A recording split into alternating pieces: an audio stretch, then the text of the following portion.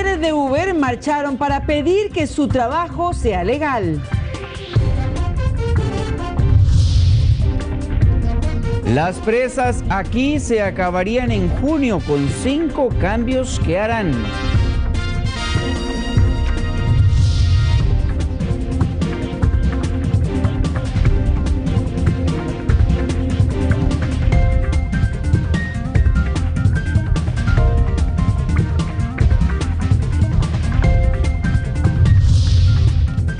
Y esto es lo más destacado en la información deportiva. Alajuelense gastaría al menos 6 millones de colones si UNAFUT castiga su cancha y debe jugar ante Carmelita en el Fello Mesa. Carlos Watson analiza titularidad de Ronchetti para evitar especulaciones por contrato del uruguayo. Este es el detalle de las informaciones. El joven que valió un policía en un enfrentamiento en Manzanillo de Punta Arenas salió del hospital y relató lo que ocurrió al recibir 2 disparos. El muchacho deberá vivir con una bala cerca de su pecho porque no la pudieron extraer.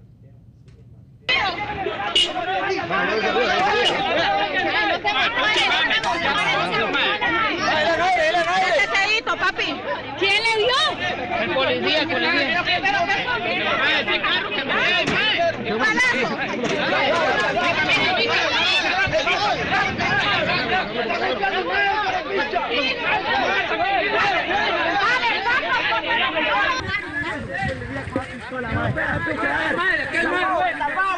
Esto es lo que hizo un oficial de fuerza pública. Esto es lo que hizo. 2 disparos recibió Jeffrey el jueves anterior en Manzanillo de Punta Arenas. Resultó herido en un enfrentamiento con la policía. Las balas salieron del arma de reglamento de un oficial. La tarde de este martes, el joven de 28 años salió del hospital Monseñor Sanabria. Uno de los disparos me anduvo tocando lo que fue el hígado, ¿verdad?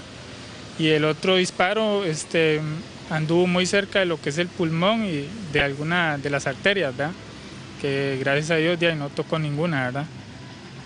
¿Ese disparo se lo dejaron allí y no se lo pudieron sacar? Sí, la bala quedó incrustada ahí, porque la muchacha que me operó me dijo que había un riesgo de que al sacar la bala puede ser que uno toque la arteria y sea más riesgoso. Entonces, lo mejor que ellos optaron fue por dejarlo ahí, ¿verdad? El policía que disparó contra el pescador dijo en un informe que él lo amenazó con un machete, pero la realidad fue otra, según el joven. Yo vi el trasmayo que botaba, ¿verdad? Entonces, en ese momento, yo con los otros compañeros llegué a rejuntar el trasmayo, ¿verdad? Donde yo estoy rejuntando uno de los trasmayos, yo oigo un disparo, una detonación, ¿verdad? En ese momento yo no sentí nada, pero ya inmediatamente hicieron la otra detonación, y ese sí fue donde llegó y me golpeó, me impactó y me tiró al suelo, ¿verdad? Ellos alegaron que usted andaba un machete, ¿eso es falso? Totalmente falso. En ese momento no andaba nada, ni piedras, ni palos, ni un machete. Del lugar no decomisaron ni un solo machete ni arma como prueba de la versión del policía. Por eso el joven se presentará a la fiscalía a declarar y plantear así una denuncia. Según el Ministerio de Seguridad, se abrió una investigación para determinar lo que ocurrió. De forma como ellos actuaron, ellos no tenían que actuar de esa manera. ¿Los policías han estado viniendo acá a preguntar por él? Sí, llegan a información, se meten hasta adentro. A mí me ponen demasiado nerviosa porque yo donde los veo me ponen demasiado nerviosa. Ellos entran adentro a preguntar simplemente cuándo le dan salida.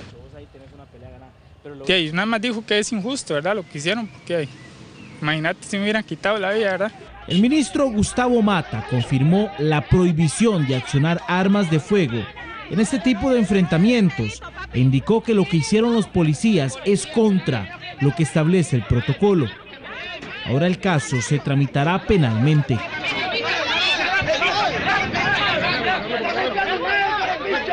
Una familia cartaginesa ruega al conductor que atropelló y mató a su madre el viernes anterior que se entregue. Su hijo, el único sobreviviente de este accidente, le contó a Noticias de Repretel cómo vio morir a su madre en sus brazos. Con velas en sus manos y muchas oraciones, decenas de personas le dijeron adiós a doña Ana Patricia Vega. en la misma esquina en la que días atrás falleció atropellada por alguien que se dio a la fuga luego del accidente.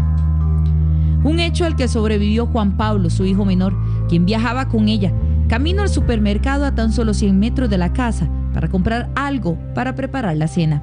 Pero llegó la fatalidad. Íbamos cruzando la calle y lastimosamente nos embistió un carro. Tenía las luces apagadas y no supe más. Cuando me levanté, estaba tirada en el suelo.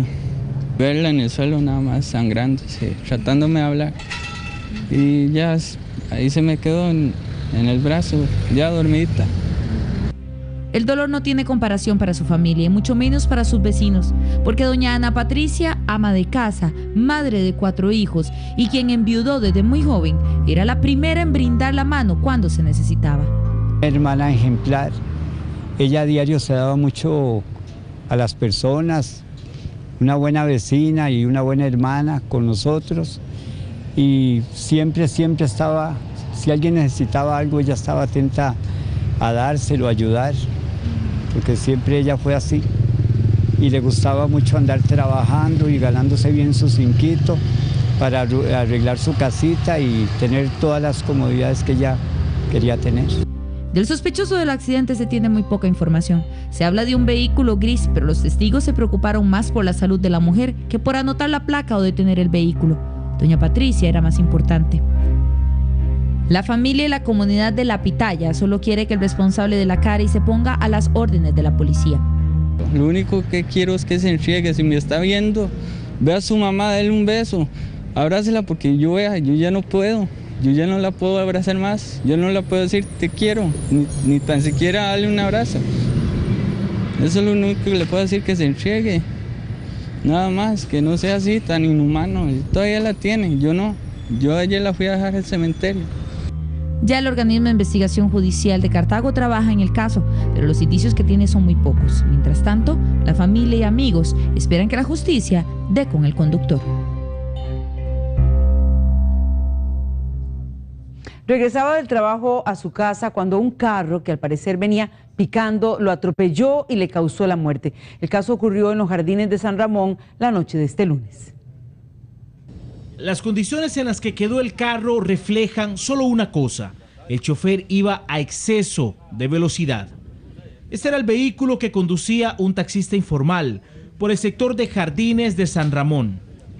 El carro se salió de la calle en ese sector y allí atropelló al joven Gabriel Fernández, de 23 años. Había chocado contra el poste, la luz, lo había quebrado y se había llevado en la tapa al muchacho que había atropellado a la par del poste, y se lo llevó y lo tiró en la acera, al lado allá, como a los 30 metros, pero ya el muchacho estaba muerto. Producto del impacto, el vehículo derribó un poste de electricidad. Los tenis del muchacho estaban al frente de esa casa, de ahí aquí hay que 30 metros, más o menos. Sí, todo eso lo arrastró. Gabriel era oriundo de Ciudad Cortés, pero llegó a trabajar a San Ramón. Ayer venía del trabajo, él trabajaba con el cuñado y con mi hija. Salió a las 10:30, 10:45.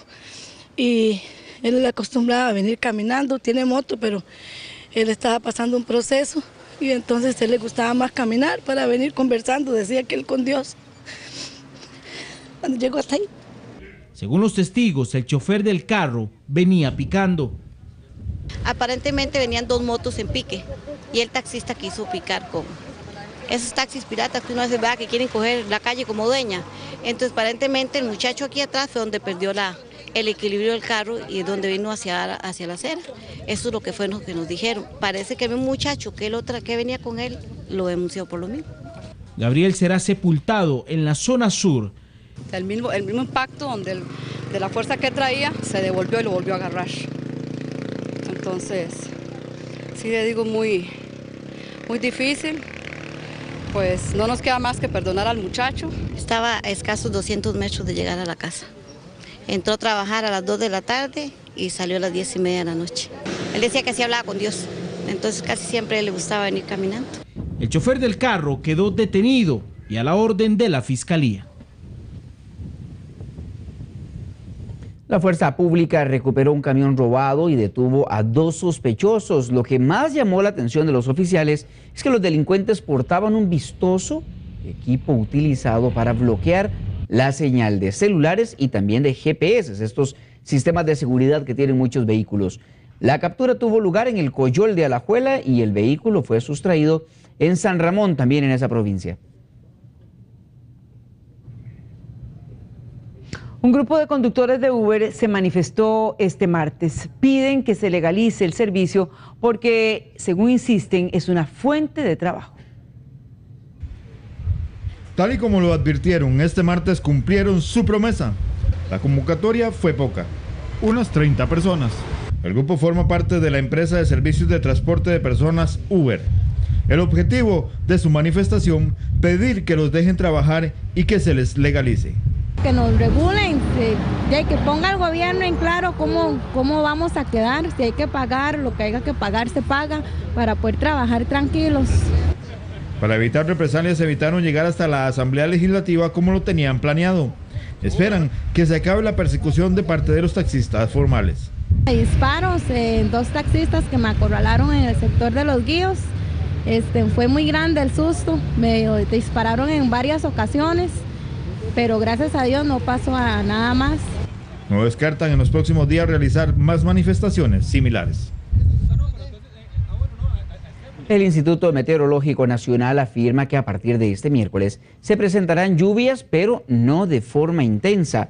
Estas lluvias vespertinas podrían o llegan a causa de un cambio normal en la estación seca ya a la estación lluviosa y suceden en todo el país. El IMN afirma que las leves lluvias podrían presentarse sobre todo en Alajuela y en la zona oeste del suelo costarricense.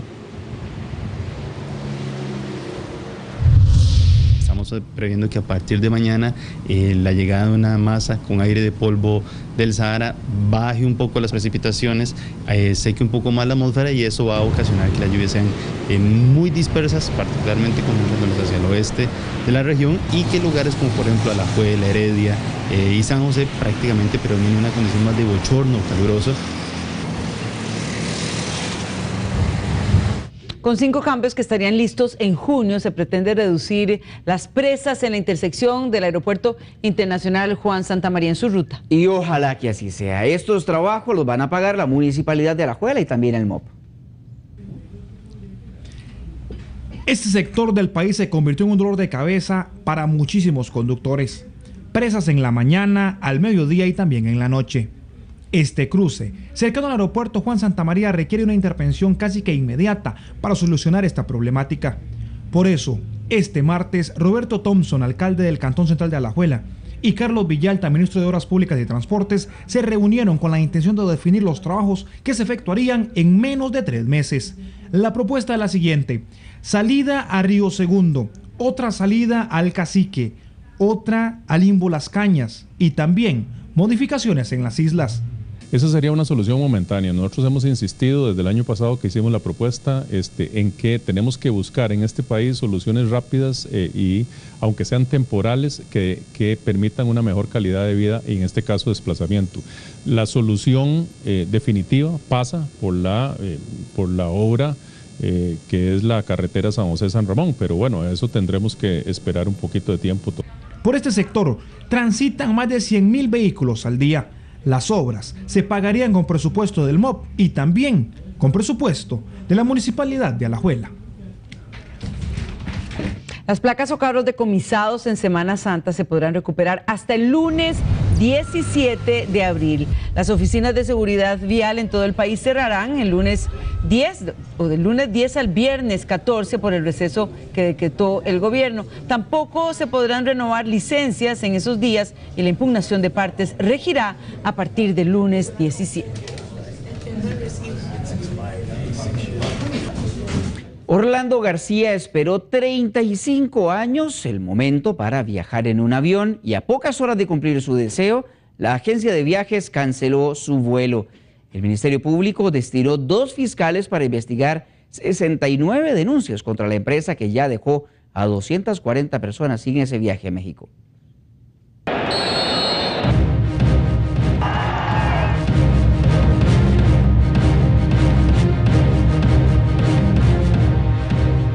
primera vez que me iba a subir a un avión. O sea, no que me subí, sino que me iba a subir. Y entonces, de ahí fue una frustración horrible, porque, puña, de momento, cuando dijeron, no hay viaje, se sintió, no pensé ni en el dinero, sino en el viaje. La mitad de los compañeros sintieron lo mismo. Lo feo, lo compartimos entre nosotros, los que no habíamos viajado, que qué cosa más fea. Fue horrible, porque venían personas de Cartago, de Heredia, de Pérez Celedón, muchísimas personas que inclusive ahí había una señora que nos contó que ella tuvo que planchar o sea, hacer muchos oficios tremendos para recoger el dinero. Orlando y 11 amigos más pagaron 4,5 millones de colones para cumplir el gran sueño. Son 4,5 millones. O sea, entre nosotros nos mensajeamos y deseáramos recuperar el dinero en primer lugar, porque es mucho dinero. Y nadie se siente bien, se siente así como se dice, es estafado. Yo quiero cumplir todos los sueños míos, porque yo ya tengo 50 años. Entonces de aquí para adelante, ayer lo comentábamos, volver a hacer una economía y yo quiero volver a viajar. De manera personal o en grupos, la Fiscalía de Fraudes ya recibió 69 denuncias contra la agencia Continental Travel y tiene 2 fiscales para analizar las pruebas presentadas por los afectados. Solicitamos una entrevista, pero el Ministerio Público respondió por medio de un correo electrónico que no se referirán al caso porque están en la recolección y análisis de las pruebas. El lugar donde él tenía la agencia de viajes, la supuesta agencia de viajes, lo primero que usted ve cuando llega es un salón de baile. Luego, detrás de ese salón hay unos cuartitos, porque no puedo decir que son oficinas, unos cuartos ahí que no dan la apariencia de ser algo serio. Cuando salimos de ahí, yo dije, bueno, a mano de Dios, ojalá que esto no sea una trampa, porque por ahí hablan de malicia indígena. A mí en algún momento se me despertó la idea de Dios mío, que esto no sea una trampa, porque yo no estaba con la ilusión de ir, y como la mayoría de la gente, pues tenía ese enorme deseo de viajar. Oscar pagó 3 millones de colones, su paquete y el de su esposa, más otros 4 para los amigos. Cuando ya llegamos al aeropuerto vimos que definitivamente no había vuelo, no había nadie que se encargara de recibir a la gente, no había ningún representante de la agencia de viajes. Incluso pensábamos, todavía pensando en la ilusión de viajar, pensamos hasta en buscar otro vuelo, ver cómo nos íbamos. Me parece a mí que esto es simplemente el reflejo de una problemática de décadas. Estamos acostumbrados como costarricenses a ver cómo el gobierno, cómo los políticos, cómo cualquier persona se puede robar las cosas a vista y paciencia de todo el mundo y no pasa nada. Y este miércoles... Lo que yo sé es que ahorita no tiene liquidez para nada. O sea, él quedó con la agencia totalmente... O sea, él no tiene plata para devolverlo. Ahorita no.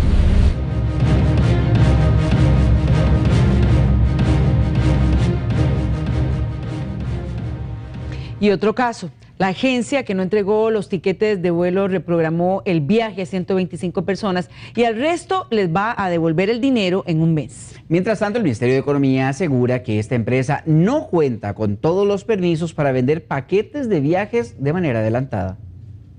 Tenemos 3 horas de estar aquí y apenas han atendido a 5 personas y habemos más de 50 personas aquí. La agencia de viaje, que no entregó el tiquete de vuelo a 145 personas, respondió a la molestia y preocupación de sus clientes. ¿Qué fue lo que realmente pasó? Bueno, nosotros estuvimos en conversaciones con los proveedores, ya teníamos pactado lo que era la fecha y precisamente por la fecha y por la gran cantidad de vuelos que tiene la empresa, ya al final nos negaron la fecha. Agregó que a 125 personas ya les reprogramaron el viaje en un vuelo comercial y a otros les devolverán el dinero en un mes. Bueno, aproximadamente según nuestras políticas es a 30 días, sí se está gestionando para algunos clientes tratar en lo posible de que les salga antes para que puedan disponer y realizar algún viaje o alguna cosa que tengan pendiente. En el Ministerio de Economía aseguran que la agencia no cuenta con algunos permisos para vender paquetes de viajes por adelantado. Si estas agencias no tienen planes de venta futuro autorizados, ¿verdad? Recordemos que el Ministerio de Economía autoriza todos los planes de venta futura de bienes y servicios. ¿Cuáles son estos? Bueno, los que se venden hoy para disfrutar muchísimo después. Bueno, a los clientes generalmente se les pide un monto de reserva, pero nosotros no nos dedicamos como a vender ese tipo de clubes de viajes, que es más que nada para que lo que se ocupe este tipo de permiso. Si nosotros lo requiriéramos, ya el asesor legal de nosotros está asesorándose para obtener ese permiso. ¿Rechazan lo que dice el MEIC? El MEIC está abierto a mandarnos cualquier sugerencia. En el Instituto Costarricense de Turismo aseguran que la empresa cuenta con declaratoria turística. Este es un respaldo que asegura que la empresa está debidamente constituida para su funcionamiento. Entonces, ¿por qué ocurren este tipo de situaciones? Desgraciadamente no vigila la administración de una empresa, es un tema interno y privado del funcionamiento de cada empresa como tal. Es decir, la declaratoria certifica que es una empresa, digamos, que tiene los permisos de funcionamiento al día, que tiene las patentes comerciales respectivas. Si usted siente que su agencia incumplió el plan de viaje, puede llamar o escribir a este departamento del ICT que atiende este tipo de situaciones. El objetivo es evitar que se arruine la ilusión de una persona tras la cancelación de su paseo. Si usted es católico y aún no se ha confesado, este viernes 7 de abril será lo que se conoce como la Fiesta del Perdón. La actividad será en la Catedral Metropolitana. El horario es de 9 de la mañana a 7 de la noche. Esta celebración contará con la presencia de más de 200 sacerdotes para confesar a los creyentes que asistan.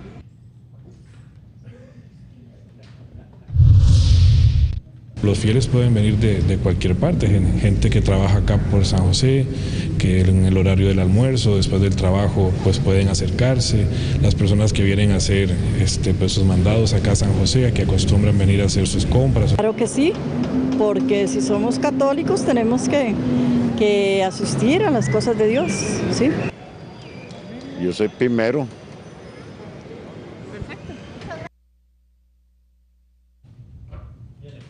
Antonio Álvarez dejará por fuera de su campaña a José María Figueres. Álvarez regresó este martes a la presidencia del Congreso y el PAC pide su renuncia inmediata. Aunque el lema ahora es PLN Unido, algunos como José María Figueres no estarán en esa unión y tendrán que ver la campaña desde afuera. Antonio Álvarez no incluirá al expresidente y exprecandidato en su campaña de cara a la elección 2018. Álvarez ni siquiera tiene contemplada una reunión con él. Así lo reconoció este martes tras un encuentro con Rolando González, quien sí estará en este proceso. Yo lo manifesté y lo sostengo en el sentido de que yo no veo a José María participando en el gobierno y no lo veo participando en la campaña. Quedamos de hablar para ir viendo la incorporación de sus equipos. Pese al anuncio de Álvarez de dejar fuera a Figueres, la tendencia seguidora del exmandatario no ve problema. La tendencia figuerista apoyará a Antonio Álvarez y no importa que José María Figueres quede aislado, se quede fuera de esto. Los figueristas somos liberacionistas auténticos y vamos a apoyar a nuestro candidato. Álvarez regresó este martes al plenario y con ello a la presidencia del Congreso. El PAC le pide la renuncia inmediata, pero él asegura que se irá hasta el 2 de mayo. Y evitar situaciones, sobre todo en aras de construir acuerdos. Recordemos que en algún momento, hoy es un día particular donde todo el mundo lo felicita y le da la bienvenida, pero ya cuando calienten esto, en el proceso de discusión y sobre todo cuando se empiece a discutir temas del 1 de mayo, va a afectar sin lugar a dudas la dinámica legislativa y yo le pediría respetuosamente a don Antonio pues que se dedique a la campaña, que siga trabajando con los áreas para conseguir mayor cantidad de votos. No, yo creo que ya le pusieron bastante complicaciones a la Asamblea. Me parece que lo mínimo es permanecer las 2 semanas que faltan. Les puedo decir que nadie más que yo desearía ya estar dedicado a poder atender todos los compromisos que han surgido desde que estoy de candidato. Mientras tanto, el gobierno buscará un acercamiento con Álvarez para conversar sobre la agenda de la Asamblea Legislativa. trae mucha tranquilidad y estoy seguro. La exalcaldesa de Desamparados, Maureen Fallas, asumirá la curul de Antonio Álvarez cuando éste renuncie. Álvarez dice que dejará la Asamblea Legislativa el próximo 2 de mayo, después de la elección del directorio. El regreso de Antonio Álvarez a Cuesta de Moras es temporal. El ahora candidato liberacionista dice que se irá el 2 de mayo. ¿Pero quién ocupará su lugar?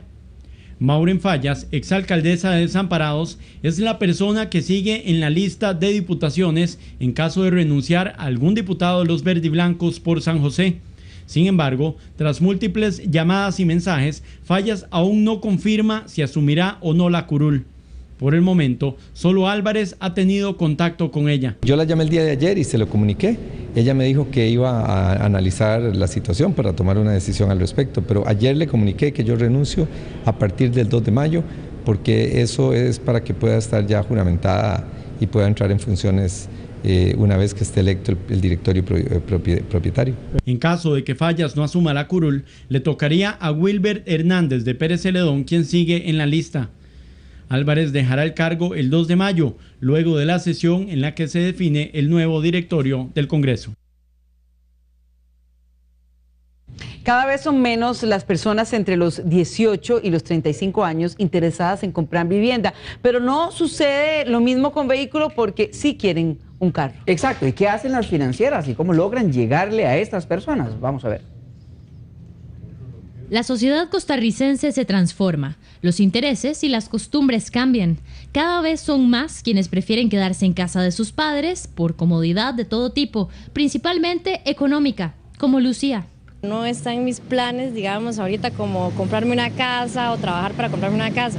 Principalmente, o sea, siempre he pensado como trabajar, comprarme mi carro, mis cosas, pero no he tomado muy en serio la opinión de salir ya de la casa de mis papás. Esa preferencia por comprar carro y no casa se identifica en las entidades financieras. En el 2005 habían 493.000 personas en estado civil solteros en edades de 20 a 40 años. 10 años después nos dice que ahora son 663.000. ¿Qué podríamos decir acá? Que para la gente que va adquiriendo su mayoría de edad no es prioridad en este momento adquirir una casa. Prefieren quedarse viviendo con sus padres, ¿verdad? De manera que se crea la primera necesidad de adquirir un medio de transporte, en este caso un vehículo. Hoy los jóvenes de condición económica media y alta, digamos, no creen que la prioridad deba ser tener hijos, casarse, sino que mantener relaciones cercanas a otras personas, pero sin mucho compromiso. Es lo que algunos autores han llamado amor líquido, es decir, algo de baja responsabilidad. Ese es el cambio fundamental. En 2015, en nuestro país se registraron poco más de 26.000 matrimonios y 12.000 divorcios. Las prioridades cambian. Comprar carro nuevo o viajar está por encima de adquirir una casa. Durante la Semana Santa del año pasado, 7.000 conductores fueron sancionados por la Policía de Tránsito y se registraron 1.385 accidentes. Esto y más en el resumen nacional.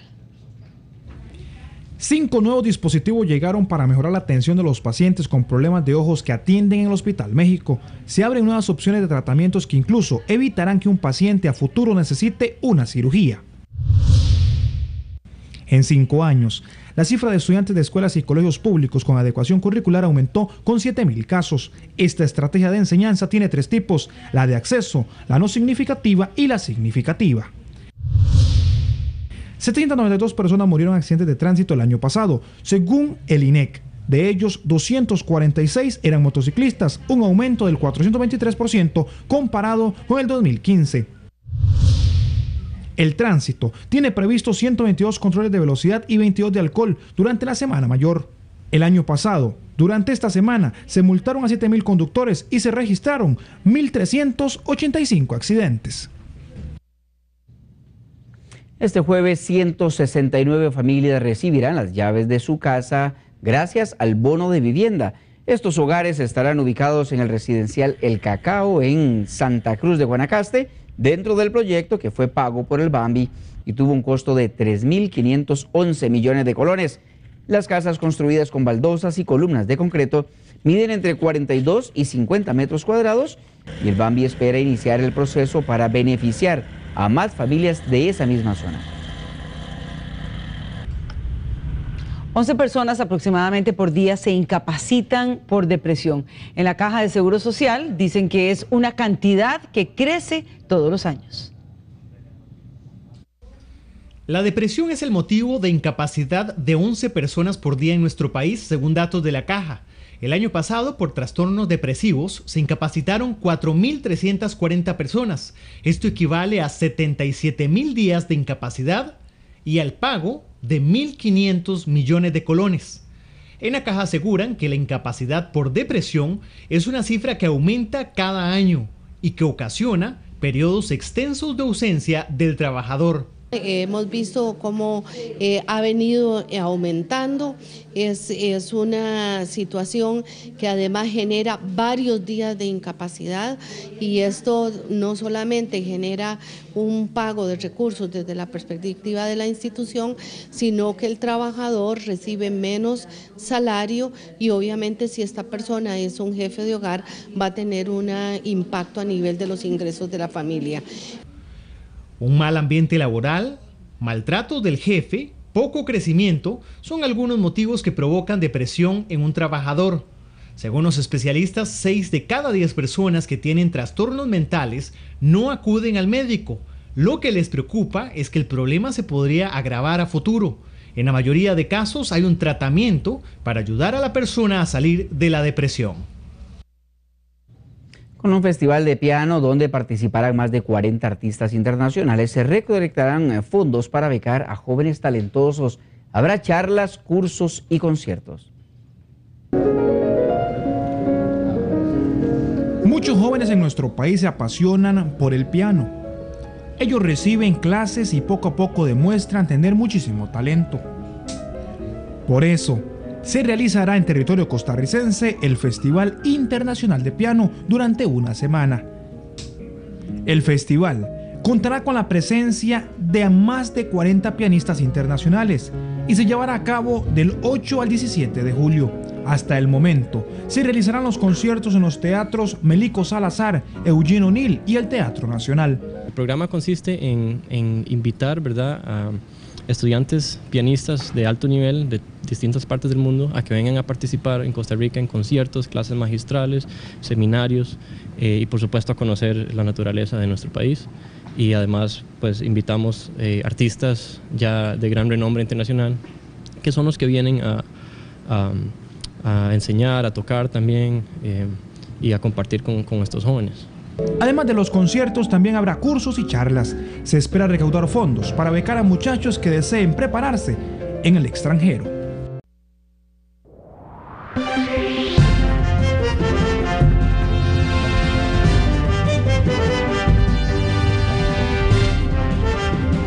Con 40 de la noche, gracias por continuar con Noticias de Repretel. Y uno de los 5 afectados en el motín de la cárcel de San Sebastián de la semana anterior está grave en el hospital y su diagnóstico es bastante reservado. La comunidad carcelaria lamenta lo que le ha ocurrido porque ellos consideran que era un líder positivo. El motín ocurrido en la cárcel de San Sebastián la semana anterior dejó como resultado a 5 personas heridas, una de ellas en condición delicada. Un privado de libertad que estaba en el lugar justo donde iniciaron las llamas, que 10 privados iniciaron como disturbios en el módulo B2. Pero no era cualquier reo. Se trataba de alguien a quien toda la comunidad carcelaria aprecia y respeta, y se ha ganado el título de un líder positivo. Yo no tengo que venir a decir aquí que Giovanni era una persona excelente porque desgraciadamente está en esta circunstancia. Él siempre muy anuente, muy colaborador, muy atento. Como te contaba anteriormente, extra micrófonos, ese día pasó lo que tenía que pasar porque a él le tenía que pasar. Entró al ámbito a realizar una diligencia y estuvo en el momento inadecuado. Giovanni Madrigal tenía un año de ser un enlace entre los que deseaban superarse estudiando y el grupo de privados que lo hacía posible. No se metía en problemas y deseaba superarse. Por eso, lo que ocurrió ese día aún lo lamentan sus compañeros. él se queda todavía en el teléfono, pero de un momento a otro suelta el teléfono y se agarra del portón. Lamentablemente pusieron todo al lado del portón, casi encima del portón. Entonces las llamas aumentaron y ahí fue donde a él lo consumió y salió quemado. En un momento a otro él reacciona y sale corriendo hacia el fondo del cuarto y empieza a caminar, a correr, pero ya iba quemado. Después de ese proceso se sube en una plancha en la parte de atrás y se pone en posición de oración, pero lamentablemente comete el error de meter también la cabeza como en un balde, pensando que de pronto ahí va a protegerse más, y ahí es donde lo encuentran los oficiales. Las paredes de las celdas donde 10 hombres prendieron fuego muestran lo trágico del momento. Ya están casi listas para volver a ser ocupadas, pero aún el olor a quemado se siente fuerte. Duele mucho que personas así como él, como te digo, que son privados positivos, les sucedan esas cosas, porque vienen otros con unas mentalidades dañinas. Entonces pues uno dice, ¿por qué personas así tienen que sufrir las consecuencias de algo que no tenían nada que ver en ese momento, que de pronto ni él sabía lo que estaba pasando, porque él estaba más pendiente de su llamada y de estar en contacto con su familia? El hombre, de 38 años, fue llevado al hospital, donde se encuentra internado desde entonces. El diagnóstico es reservado. Poca información logra llegar hasta estas celdas, pero aún así, en las paredes de todo el centro hay mensajes de aliento y esperanza para que logre recuperarse y salir bien de la tragedia. Un joven torero resultó gravemente herido en una corrida, esto en la legua de Puriscal. Y es que él recibió un golpe muy fuerte en el cráneo y por eso está recuperándose en este momento en el Hospital México. En el sector de la legua de Puriscal, en el marco de la Feria Ganadera de la UPAP, Baltodano. Una corrida de toros casi termina en tragedia.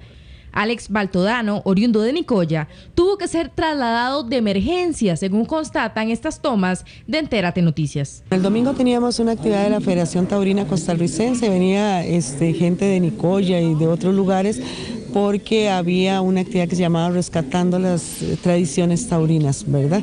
Entonces hubieron eventos diversos, ¿verdad? Y uno de ellos era una monta guanacasteca, ¿verdad? Que ellos hacían. Entonces esta actividad ellos la hacen sin casco. Para ellos es eso, y la hacen en albarda. Entonces uno de los muchachos que hizo esta actividad tuvo un golpe en la cabeza porque el toro giró hacia arriba y él giró hacia abajo y se toparon, ¿verdad? Sufrió un trauma craneoencefálico importante al chocar su cabeza con la cabeza del toro. Él mismo inicialmente se aborda en una condición inconsciente, posteriormente se torna combativo, ya retorna a su estado de conciencia, sin embargo se traslada en una condición delicada. El hombre fue llevado grave al Hospital San Juan de Dios. Actualmente se encuentra estable. Lo tenían en observación para valorarlo, pero está estable. Ese fue el informe que recibí ayer. Sufrió un trauma en el cráneo producto del impacto y problemas en su dentadura. El joven continúa en recuperación ahora en el Hospital México. Buenas noches, gracias, Gabriela. Con mucho gusto, es un placer. Muchísimas gracias. Gracias, por supuesto, gracias también a ustedes. Nos vemos. Muy buenas noches.